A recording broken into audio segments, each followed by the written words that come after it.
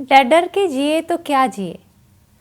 हम अगर अपनी सारी दरवाजे खिड़कियां बंद ही कर ले और जीवन की आने वाली खुशियों को अंदर ही ना आने दे, तो ये तो ऐसा हुआ ना कि सूरज तो आया है किंतु हम ही उसको अंदर आने नहीं देते और जीवन का आनंद ले नहीं पा रहे।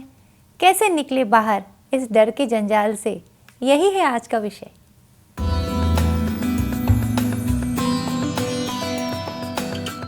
नमस्कार, मैं डॉक्टर कलिका आप सबका भरपूर स्वागत करती हूँ। कैसे हैं आप लोग?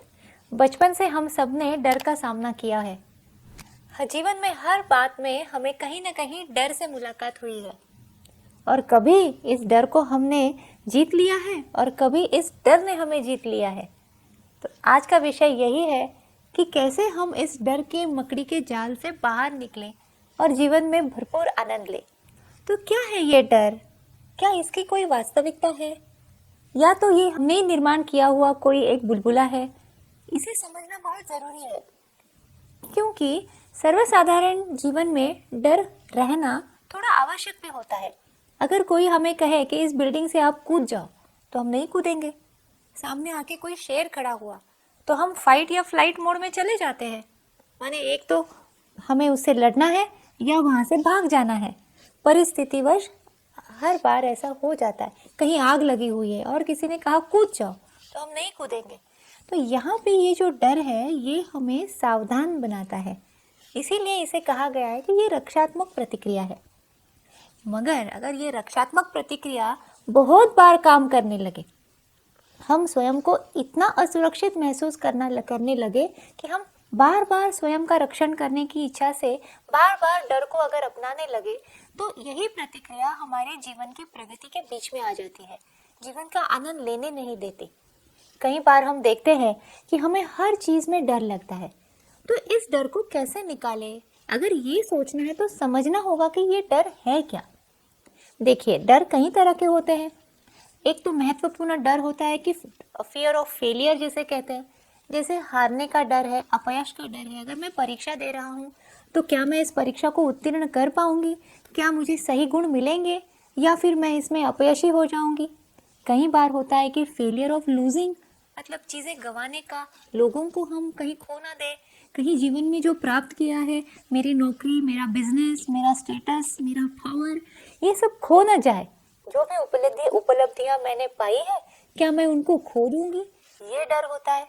कभी कभी फियर ऑफ लोनलीनेस जिसे कहते हैं, अकेलापन का डर है। कहीं ये ना हो कि मेरे सारे दोस्त, रिश्तेदार, मेरे अपने लोग मुझसे दूर चले जाए और मैं अकेली रह जाऊं, तो ये अकेलापन का डर होता है। कभी कभी फियर ऑफ रिजेक्शन जिसे कहते हैं कि हाँ, कहीं ऐसा ना हो कि लोग मुझे स्वीकार ही ना करें, मेरी अवहेलना करें, तो ये होता है फियर ऑफ रिजेक्शन जिसे कहते हैं। तो ये आप समझ रहे हो, हर तरह का डर है। कभी कभी अन्याय हो रहा है किंतु मैं उस अन्याय के विरुद्ध खड़ी नहीं हो पा रही हूँ, अपनी बात रख नहीं पा रही हूँ, तो इसका भी डर होता है कि कहीं मैं ऐसा करूँ और ही मुसीबत में ना फंस जाऊँ। तो आप समझ रहे हो, इन सारे डर का एक ही रंग है कि हम अपने कृति के परिणामों का विचार कर रहे हैं। हम सोच रहे हैं कि मैं जो कर रहा हूँ, मैं जो सोच रही हूँ, मैं जो चाह रही हूँ, अगर इसके मुताबिक ना हो तो, मतलब यहाँ पे हम परिणाम मेरे अनुसार अगर ना हो, इसका डर है। यही स्थायी डर होता है और यह डर हो भी सकता है क्योंकि परिणाम तो हमारे हाथ में होते नहीं हैं पूरी तरह से। हम कोशिश कर सकते हैं, प्रयत्न कर सकते हैं, प्लानिंग कर सकते हैं, लेकिन 100% ये परिणाम हमारे हाथ में नहीं होते हैं। जैसे एक कुम्हार है, उसने घड़े बना दिए हैं, एक किसान है, उसने बीज बोए हैं। अब किसान सोच रहा है कि हाँ, आज शाम को बारिश आ जाए तो कितना अच्छा होगा। कुम्हार सोच रहा है कि आज बारिश ना आए तो मेरे घड़े सूख जाएंगे। अब दोनों की इच्छाएं हैं, परिणाम दोनों चाहते हैं, किंतु बारिश आएगी तो एक सुखी होगा, एक दुखी होगा। परिणामों के बारे में कल्पना बहुत करते हैं और यहीं पे अटक जाते हैं। अगर मैं इंटरव्यू देने जा रही हूँ तो क्या मेरा इंटरव्यू अच्छा होगा, और अगर ना हुआ तो क्या मैं रिजेक्ट हो जाऊंगी, तो क्या मुझे नौकरी नहीं मिलेगी, फिर नौकरी नहीं मिलेगी तो फिर मेरा घर कैसे चलेगा, तो फिर मेरा करियर कैसे बनेगा। तो ये हुआ ना कि एक सीढ़ी चढ़ के ऊपर की सीढ़ी चढ़ते जा रही है और कल्पना का जीवन पूरा शुरू हो गया यहाँ पे। पूरी काल्पनिकता है। तो डर जो है ये बहुत ज़रूरी है समझना कि ये हमारी कल्पना अधिक होती है। भूत और भविष्य के बारे में हम कल्पना करते हैं, परिणामों की कल्पना करते हैं। कितनी बार ऐसे होता है कि हम जिस बारे में कल्पना कर रहे हैं वैसा होता भी नहीं है।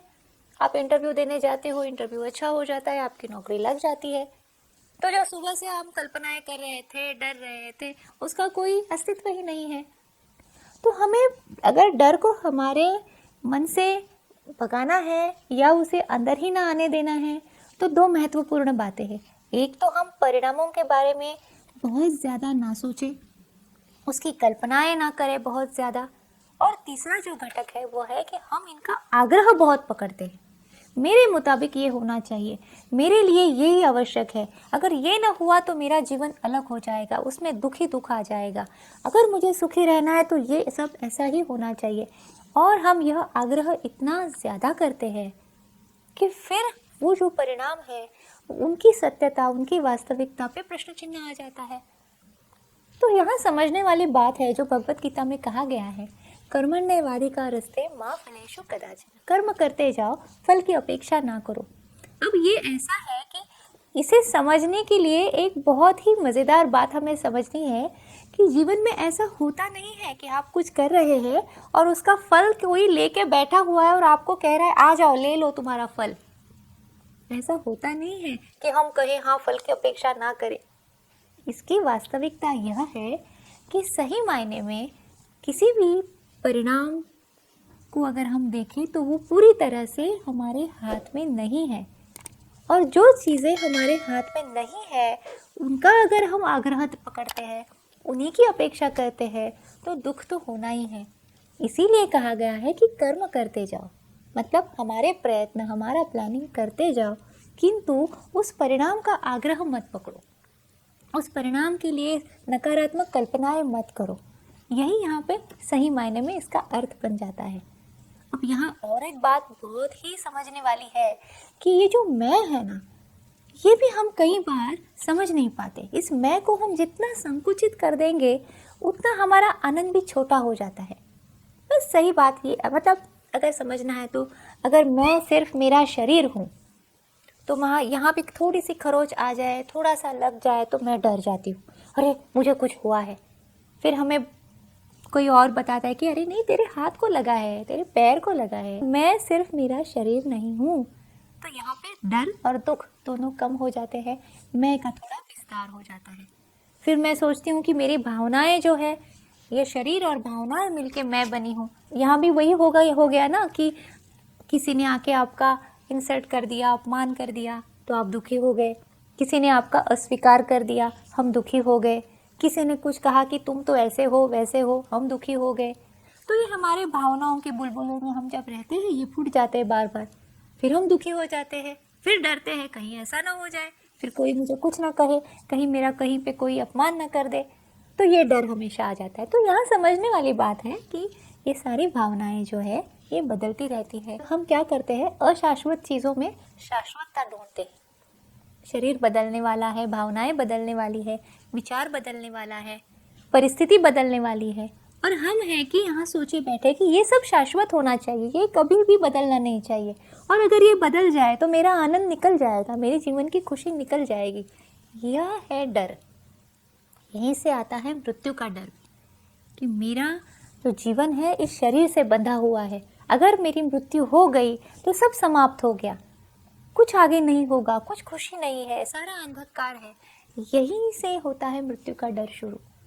तो उपनिषदों में भी कहा गया है, जैसे तैत्तरीय उपनिषद में कहा गया है कि उस तत्व को प्राप्त कीजिए जिसका कोई आकार नहीं है, जो सर्वव्यापी है, सर्वकाल होता है, और वहाँ पे निर्भयता है, वहाँ पे अभय है। अगर उसे प्राप्त किए तो सही मायने में हम डर पे विजय पा सकते हैं, क्योंकि डर ऐसा कुछ है ही नहीं है। बृहदारण्यक उपनिषद में भी याज्ञवल्क्य ऋषि जो है जनक से कहते हैं, तुमने तो उस तत्व को प्राप्त किया जहाँ पे कोई भय ही नहीं है। तो सही मायने में जो आध्यात्मिकता है वो यही है कि स्वयं का विस्तार करे, स्वयं का सही स्वरूप समझे, और मर्यादित स्वरूपों को ही हम अगर शाश्वत समझ के उनके टूटने का अगर हम टूटने की कल्पना करे, विचार करे और वहीं पर रुक जाए तो पूरी तरह से डर नहीं निकल जाता। और अगर इसी को अगर अलग मायने में समझना है तो सोचिए उस सीमा पे जो हमारे सैनिक है, जो लड़ रहे हैं, जो सियाचिन में इतनी ठंड में भी खड़े रहते हैं, क्या उन्हें डर नहीं सताता? क्या उन्हें खोने का डर नहीं, उन्हें मृत्यु का डर नहीं? किंतु जीवन में अगर कोई बड़ा उद्देश्य है तो मनुष्य के मन में उतनी बहादुरी, उतनी अभयता, निर्भयता आ जाती है। तो क्या हम अपने जीवन में छोटी छोटी बातों से डरना छोड़ नहीं सकते? कुछ भी हो जाए जीवन में, कुछ भी परिस्थिति आ जाए, कुछ भी मेरा खो जाए, मुझ में इतनी हिम्मत है कि मैं वहाँ पे कुछ ऐसा करूँगी कि मेरा जीवन फिर भी सही चलेगा। मेरी खुशी मेरे अंदर है। इन छोटी छोटी बातों का खोने का, मेरे मन के अनुसार न होने का अगर मैं डर लेते बैठूं तो जीवन तो यूं शुरू हुआ है यूं खत्म हो जाएगा। अभी अभी तो स्कूल गए थे, अभी अभी तो कॉलेज गए थे, अभी अभी तो हम जीवन की शुरुआत कर रहे थे। देखो अभी तो ऐसा हो गया कि आपके बच्चे भी बड़े हो गए, उनकी शादी भी हो गई। अब कितने साल बचे हैं? क्या डर डर के जिएंगे? कब जिएंगे पूरी तरह से? तो इसीलिए स्वयं को सही मायने में समझना अगर हमने शुरू किया तो ये डर अपने आप निकल जाता है। तो आज के लिए इतना ही, फिर मिलते हैं। खुश रहिए। और अगर आपको ये सब पसंद है तो लाइक, शेयर और सब्सक्राइब करना मत भूलिए। अपने दोस्तों के साथ भी इस वीडियो को शेयर कीजिए।